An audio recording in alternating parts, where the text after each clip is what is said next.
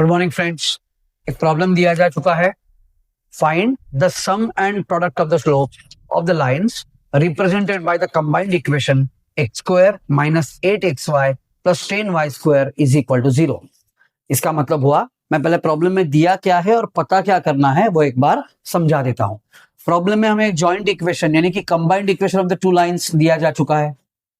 वो जो दो लाइंस है जिनका ये कंबाइंड इक्वेशन है, उस दो लाइंस के दो अलग अलग स्लोप्स होंगे। उन स्लोप्स को मैं कहूंगा, let us assume that slopes as m1 and m2। तो m1 प्लस m2 यानी कि सम ऑफ द स्लोप्स की वैल्यू कितनी होगी वो मुझे पता करना है। And product of the slopes यानी कि m1 इंटू m2 इसकी वैल्यू कितनी आएगी वो भी हमें पता करना है। मैं शुरुआत कुछ इस तरीके से करूंगा। As per given the combined equation of pair of lines is x square minus 8xy plus 10y square is equals to 0। मैं उसे करा देता हूं इक्वेशन नंबर 1। ये दो लाइंस का कंबाइंड इक्वेशन है। मैं उसके नीचे लिखूंगा late m1 and m2 be the slopes of the two lines represented by the combined equation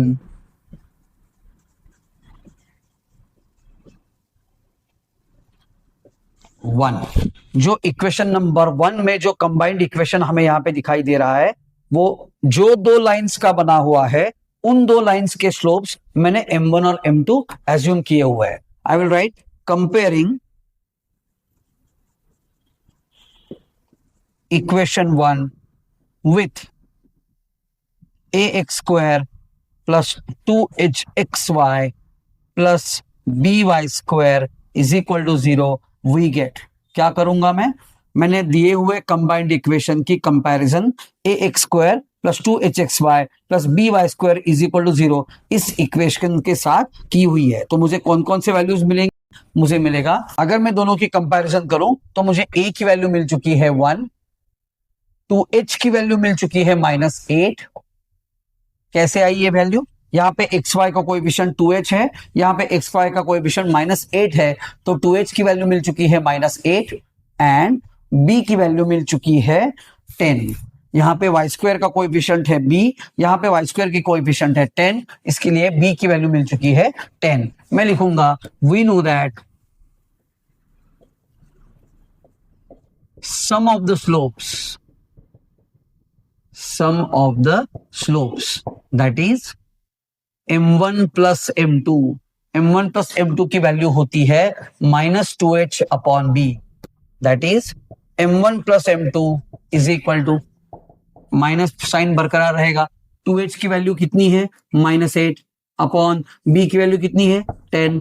इसका मतलब हुआ m1 प्लस m2 की वैल्यू मिल चुकी है 8 अपॉन 10। मैं अगर उसे रिड्यूस करूं तो मुझे फाइनल आंसर मिलेगा that is equals to 4 upon 5। I am going to write that is the sum of the slopes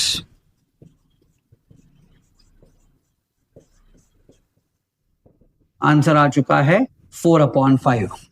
जैसे सम ऑफ द स्लोप्स की वैल्यू मुझे मिल चुकी है, बिल्कुल उसी के मुताबिक मैं प्रोडक्ट ऑफ द स्लोप्स का भी फॉर्मूला लिखूंगा। We also know that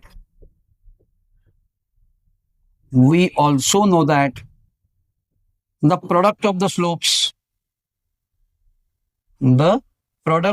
the slopes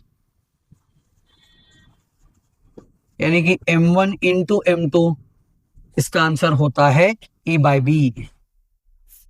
इस फॉर्मूला में अगर मैं a और b की वैल्यू पुट करूं तो मुझे आंसर मिल जाएगा that is m1 into m2 is equals to a की वैल्यू कितनी है 1 अपॉन b की वैल्यू कितनी है 10।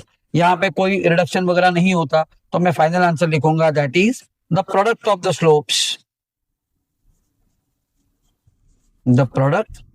स्लोप्स उसका फाइनल आंसर है 1 अपॉन 10। जैसे यहाँ पे मुझे सम ऑफ द स्लोप्स की वैल्यू मिल चुकी है 4/5, बिल्कुल उसी के मुताबिक यहाँ पे प्रोडक्ट ऑफ द स्लोप्स की भी फाइनल आंसर मुझे मिल चुका है, उसकी वैल्यू है 1/10, यानी कि सम ऑफ द स्लोप्स हो गया 4/5 and product of the slopes हो गया 1/10।